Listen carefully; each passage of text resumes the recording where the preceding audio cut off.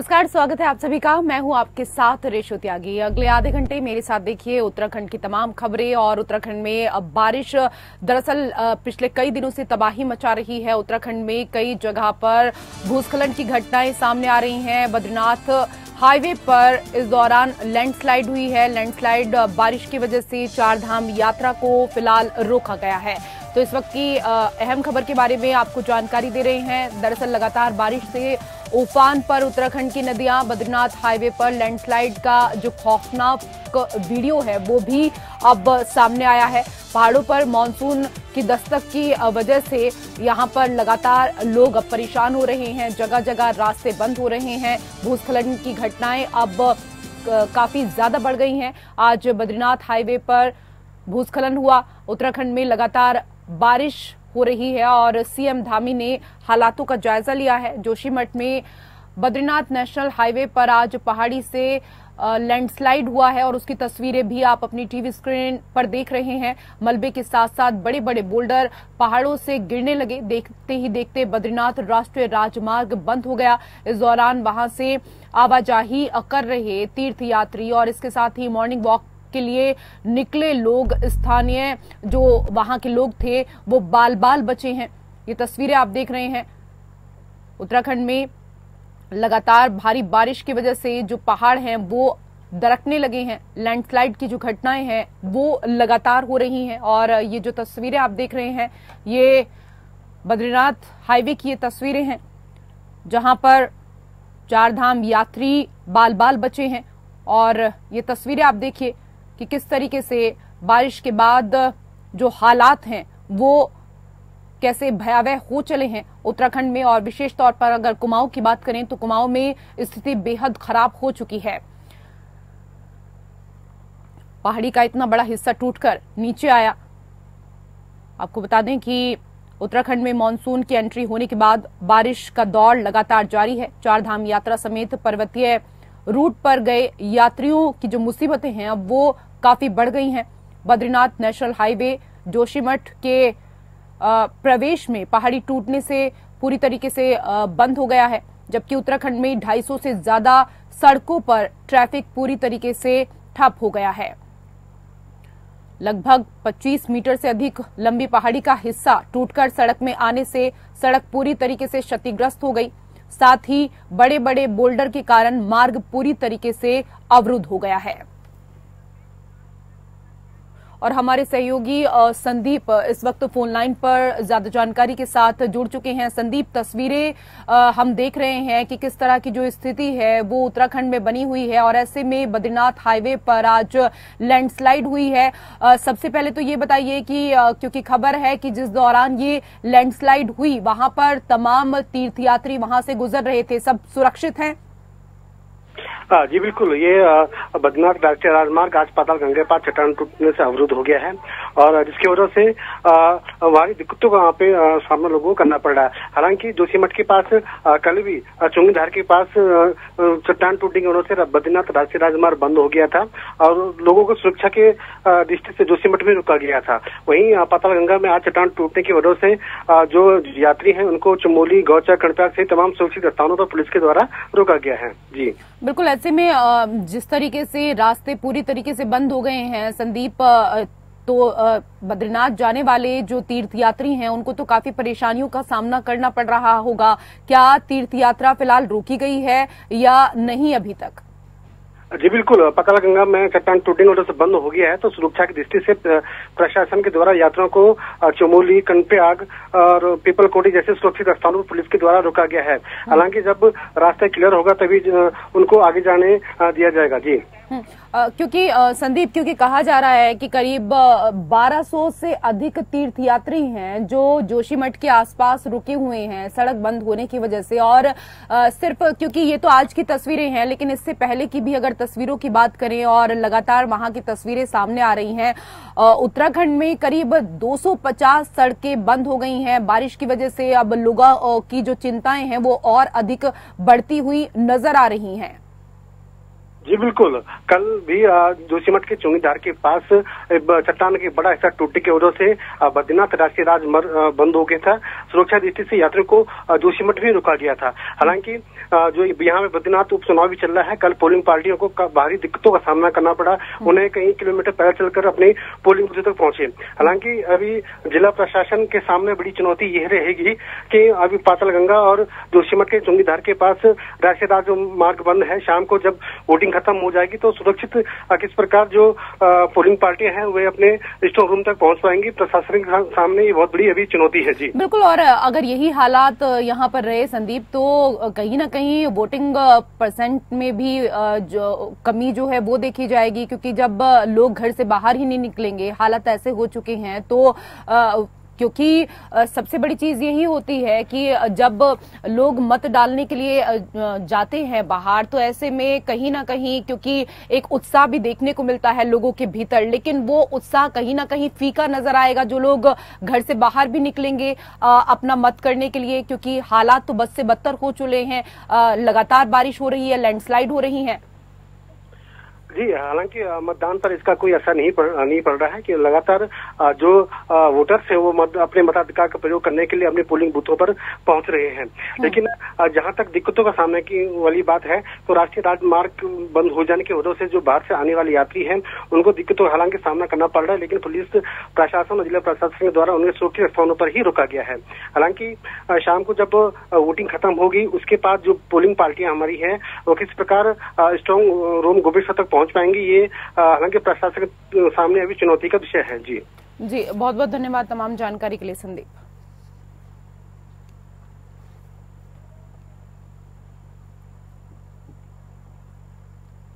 तो मानसून आते ही उत्तराखंड में आपदा जैसी स्थिति जगह जगह पर पैदा हो गई है, और ये हर साल होता है, क्योंकि उच्च हिमालय क्षेत्र की अगर बात करें तो वहां पर भूस्खलन, बादल फटने जैसी घटनाएं हर साल मानसून के दौरान नजर आती हैं। वहीं इस साल भी मानसून की शुरुआत में ही कई जगह सड़कों का बंद होना, लैंडस्लाइड जैसी घटनाएं सामने आने लगी हैं। वहीं बीजेपी आपदा प्रबंधन को लेकर प्रदेश सरकार की तारीफ कर रही है। बीजेपी के प्रदेश मीडिया प्रभारी मनवीर सिंह चौहान ने कहा कि प्रदेश सरकार ने मानसून के पहले ही आपदा प्रबंधन की तैयारी शुरू कर दी थी और अभी प्रदेश सरकार की तैयारियां पूरी हैं।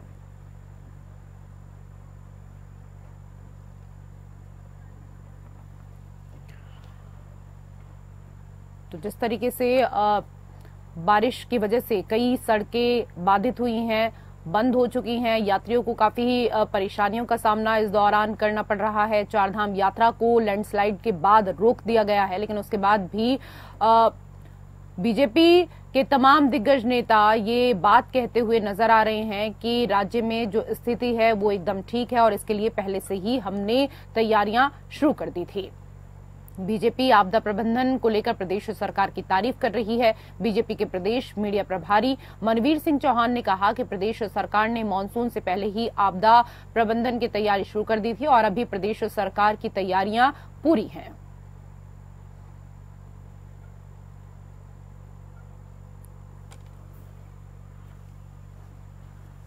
तो कुमाऊं में विशेष तौर पर उत्तराखंड की अगर बात करें तो हालात काफी खराब हो चुके हैं और ऐसे में कई नदियां उफान पर हैं, खतरे के निशान से ऊपर बह रही हैं। नदियों के आसपास रह रहे लोगों को दूसरी जगह शिफ्ट कराने के निर्देश भी इस दौरान दे दिए गए हैं। कई सड़कें पूरी तरीके से बंद हो चुकी हैं। यात्रियों को इस दौरान चारधाम यात्रा जाने में काफी दिक्कतों का सामना करना पड़ रहा था, इस वजह से फिलहाल यात्रा को रोक दिया गया है। इसके साथ ही आम जनजीवन पर पूरा असर बारिश का देखने को मिल रहा है, लेकिन उसके बाद भी सरकार का साफ तौर पर कहना है कि हमारी जो तैयारियां हैं वो पूरी हैं। और उधर मुख्यमंत्री पुष्कर सिंह धामी के कार्यकाल को 3 साल का वक्त पूरा हो गया है। वहीं इन 3 साल में सरकारी आंकड़ों की माने तो 14,000 से ज्यादा युवाओं को प्रदेश सरकार ने नौकरी दी है। वहीं प्रदेश के मुख्य विपक्षी दल कांग्रेस ने इन नौकरियों को लेकर श्वेत पत्र की मांग कर दी है। कांग्रेस के प्रदेश प्रवक्ता गरिमा का कहना है कि प्रदेश सरकार को एक श्वेत पत्र जारी करके बताना चाहिए कि उन्होंने पिछले 3 साल में कितनी नौकरियां दी हैं। अगर सरकार श्वेत पत्र जारी कर देगी तो फिर कोई भी सवाल खड़ा नहीं करेगा कि रोजगार दिया गया है या नहीं।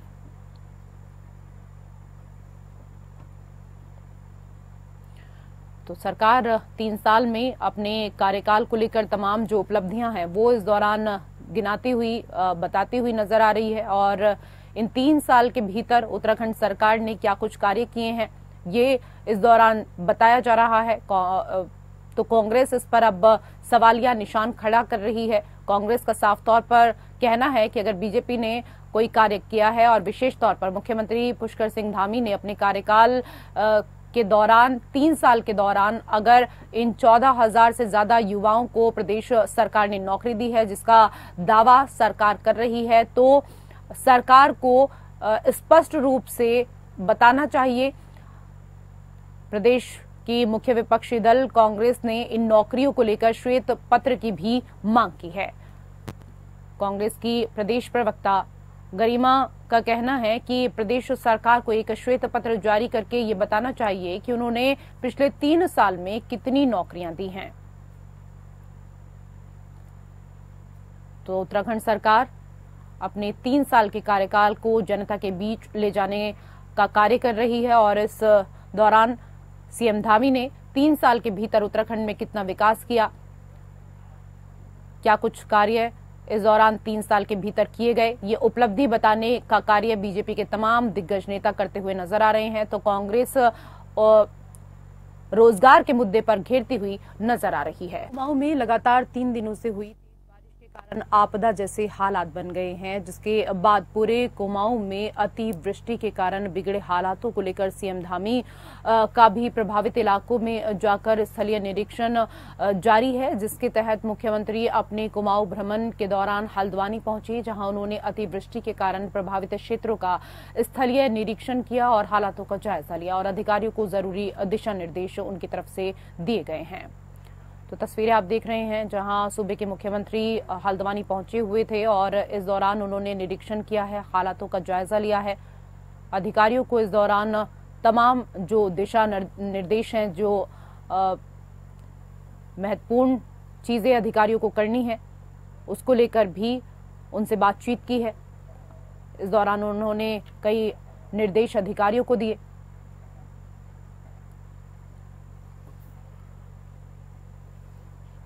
तो आपको बता दें कि कुमाऊं में पिछले 3 दिनों से तो काफी तेज बारिश हो रही है और बारिश इतनी ज्यादा है कि अब आपदा जैसे हालात कुमाऊं में बन गए हैं और कुमाऊं में अतिवृष्टि के कारण बिगड़े हालातों को लेकर सीएम धामी इस दौरान प्रभावित इलाकों में पहुंचे, स्थलीय निरीक्षण इस दौरान यहां पर किया, लोगों से भी उन्होंने मुलाकात की। मुख्यमंत्री अपने कुमाऊं भ्रमण के दौरान हल्द्वानी पहुंचे, जहां उन्होंने अतिवृष्टि के कारण प्रभावित क्षेत्रों का स्थलीय निरीक्षण करते हुए हालातों का जायजा लिया है। तो तस्वीरों में भी आप देख रहे हैं जहां पर अधिकारियों से बात करते हुए सूबे के मुख्यमंत्री इस दौरान आपको नजर आ रहे हैं।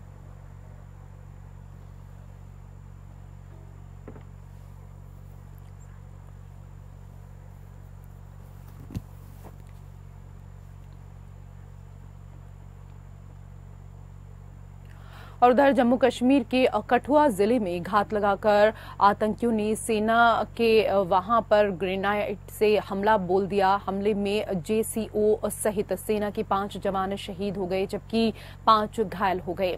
वहीं आतंकी हमले के दौरान सेना की 22 गढ़वाल राइफल से उत्तराखंड के 5 जवान शहीद हो गए। हमले में घायल 5 जवानों को कठुआ के बिलावर सामुदायिक स्वास्थ्य केंद्र से देर रात पठानकोट मिलिट्री हॉस्पिटल रेफर किया गया। वहीं हमले में शहीद जवान उत्तराखंड के अलग अलग जिलों से संबंध रखते हैं। वहीं आतंकी हमले को लेकर सीएम धामी ने दुख जताया। उन्होंने कहा कि कठुआ जम्मू कश्मीर में हुए कायराना आतंकी हमले के दौरान उत्तराखंड के 5 वीर जवान वीर गति को प्राप्त हो गए। ये हम सभी प्रदेशवासियों के लिए अत्यंत पीड़ा का क्षण है, क्योंकि हमने भाई और बेटा खोया है। हमारे रणबांकुरों ने उत्तराखंड की समृद्ध सैन्य परंपरा का पालन करते हुए मां भारती के चरणों में अपना सर्वस्व न्यौछावर कर दिया। मां भारती की रक्षा करते हुए आतंकवाद के विरुद्ध आपका ये सर्वोच्च बलिदान व्यर्थ नहीं जाएगा। इस कायरतापूर्ण हमले के दोषी, मानवता के दुश्मन आतंकवादी किसी भी कीमत पर बख्शे नहीं जाएंगे और इनको पनाह देने वाले लोगों को भी इनके परिणाम भुगतने होंगे। सैन्य भूमि उत्तराखंड वीर सैनिकों को जन्म देने वाली भूमि है। यहाँ के जवानों ने सदैव मां भारती की सेवा में अपने प्राणों की आहुति देकर अपने राष्ट्र धर्म का निर्वहन किया है।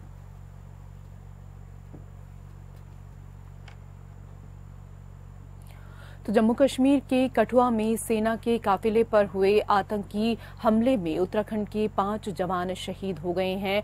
इन्हीं शहीद जवानों में एक जवान टिहरी जिले के देवप्रयाग विधानसभा अंतर्गत कीर्तिनगर के थाती गांव का राइफलमैन आदर्श नेगी भी हैं। शहीद आदर्श नेगी के गांव में उनकी शहादत की सूचना मिलते ही गांव में शोक की लहर छा गई। शहीद आदर्श नेगी अभी केवल 26 साल के ही थे। उन्होंने देश के लिए अपने प्राण न्यौछावर कर दिए। आदर्श नेगी के परिवार में दुख का पहाड़ दूसरी बार टूटा है।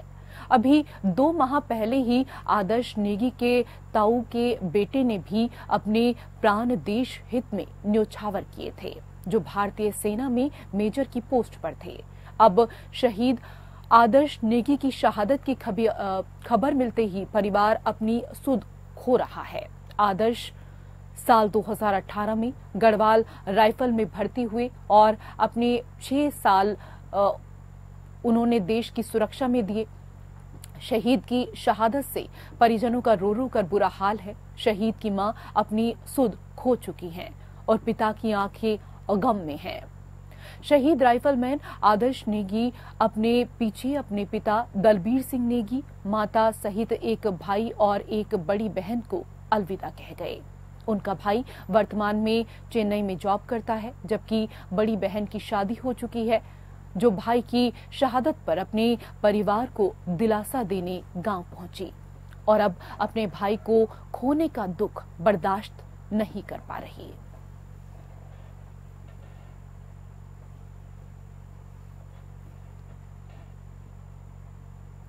और उधर उत्तराखंड के मुख्यमंत्री पुष्कर सिंह धामी ने अपनी गृह क्षेत्र खटीमा का दौरा किया। वहीं हेलीकॉप्टर से बनबसा टनकपुर क्षेत्र का भी दौरा करने के बाद चकरपुर बनखंडी स्थित महादेव मंदिर वो पहुंचे। वहां स्थित धर्मशाला में उन्होंने चकरपुर और आसपास के क्षेत्र के बाढ़ पीड़ितों से मुलाकात की और उन्हें हर संभव सहायता का आश्वासन भी दिया। साथ ही सीएम धामी ने अपने खटीमा दौरे पर एनडीआरएफ और एसडीआरएफ की टीम का हौसला बढ़ाया और उनकी तरफ से बाढ़ के समय किए गए कार्यों की सराहना भी की। इस दौरान धामी खटीमा क्षेत्र उमाऊ में सबसे ज्यादा प्रभावित बाढ़ पीड़ित कॉलोनी का दौरा करने के लिए भी पहुंचे। खटीमा, राजीव नगर, बंगाली कॉलोनी आवास विकास में जलभराव की स्थिति का जायजा लेने के बाद मुख्यमंत्री पुष्कर सिंह धामी ने सभी अधिकारियों को दिशा निर्देश भी दिए हैं और कहा है कि हर संभव खटीमा क्षेत्र में आई बाढ़ से प्रभावित लोगों की सहायता में कोई कमी नहीं आनी चाहिए। और हमारे सहयोगी सत्यजीत सरकार फोन लाइन पर ज्यादा जानकारी के साथ जुड़ चुके हैं। सत्यजीत, क्योंकि लगातार हम देखते आ रहे हैं सूबे के मुख्यमंत्री को जहां भी लोग तकलीफ में होते हैं, परेशानियों में होते हैं, वो वहां पर न सिर्फ अधिकारियों को निर्देश देते हैं कि लोगों से मुलाकात करें, उनका हालचाल जानें, बल्कि स्वयं भी उस जगह पर जाते हैं और स्थानीय लोगों से मुलाकात करते हैं। यही तस्वीरें आज भी देखने को मिली खटीमा में। मुख्यमंत्री पुष्कर सिंह धामी सबसे पहले हेलीकॉप्टर से पहुंचे थे, लेकिन उसके बाद वो खुद अपने कारों से चल के वहाँ पे मौके में जाकर जायजा लिया। लेकिन सबसे मेन चीज देखने को ये मिल रहा है कि वो उधम सिंह नगर में जो स्थिति है, सबसे जो मेन कंडीशन है वो खटीमा को देखा जा रहा है। जो फर्स्ट कंडीशन वो देखा जा रहा है खटीमा का, तो खटीमा का हाल जैसे 2019 में रुद्रपुर में जो बेहाल हाल हुआ था बारिश से, बाढ़ की हालत में, ठीक उसी प्रकार इस बार खटीमा में बुरा हाल है, जिससे कई ही वहाँ पे उसमें जल्द से तहसील हो गए, जिसके लिए मुख्यमंत्री पुष्कर सिंह धामी ने एक आदेश एनडीआरएफ को भी आदेश दिया गया है। बाकी जितने भी यहाँ पे टीम है, जैसे उधम सिंह नगर के जिलाधिकारी उदय सिंह है, उनको भी आदेश दिया गया कि इस लोगों को जो बाढ़ से पीड़ित है, जो प्रभावी है, उन लोगों को जल्द से जल्द सहायता कराया जाए। और दूसरी और मेन चीज देखा जा रहा है कि इसमें जो आप पीड़ित है, उनको जिसके मकान टूट चुके हैं, बहुत यहाँ पे है कि उसको मकान अभी तहस नहस हो गए, मकान टूट चुके हैं, उन लोगों को मुख्यमंत्री खुद वहाँ पे उनको भोजन खिलाया, इकट्ठा एक स्कूल में यहाँ पे बैठाया गया, उसको रखा गया, उन लोगों को उनको भोजन भी खिलाया गया। बिल्कुल, वो तस्वीरें तो हमने यहाँ पर देखी सत्यजीत, और हमारे तमाम दर्शक भी ये तस्वीरें देख रहे हैं जहां सूबे के मुख्यमंत्री तमाम बाढ़ पीड़ितों को इस दौरान भोजन कराते हुए नजर आ रहे हैं। और जैसे कि आपने बताया कि इनमें से ज्यादातर लोग वो हैं जिनके मकान जो है वो क्षतिग्रस्त हो गए हैं, पूरी तरीके से टूट चुके हैं, और ऐसे हालात नहीं है कि अब इन मकानों में वो रह सकें। तो क्या इनको दूसरी जगह शिफ्ट करने के निर्देश दे दिए गए हैं और इनके लिए क्या कुछ इंतजाम किए गए हैं? इनके लिए उधम सिंह नगर के जो जिलाधिकारी है, उनको एक निर्देश दिया गया कि जितने भी से बाढ़ से जिनके जो आवास हैं, जो उनको तहस नहस हो गए, उन लोगों को एक सुरक्षित जगह में पहले पहुंचाया गया। अभी बोला था सुरक्षित जगह में लेकर उनको पहुंचाया गया है, अभी बहुत सही है, उस सुरक्षित जगह में है, लेकिन उनके लिए निश्चित जगह तय करा जा रहा है कि वहां उनको रहेगा। लेकिन जब वहाँ के पानी जो खत्म होने के बाद, वहाँ पे जो बाढ़ की जो हालत है वो सही होने के बाद, वहाँ पे उनके लिए स्थानीय जो सरकारी जो मुआवजा है वो देने की बात कही गई है। जी, बहुत बहुत धन्यवाद तमाम जानकारी के लिए सत्यजीत सरकार। और फिलहाल उत्तराखंड की खबरों में मेरे साथ इतना ही। नमस्कार।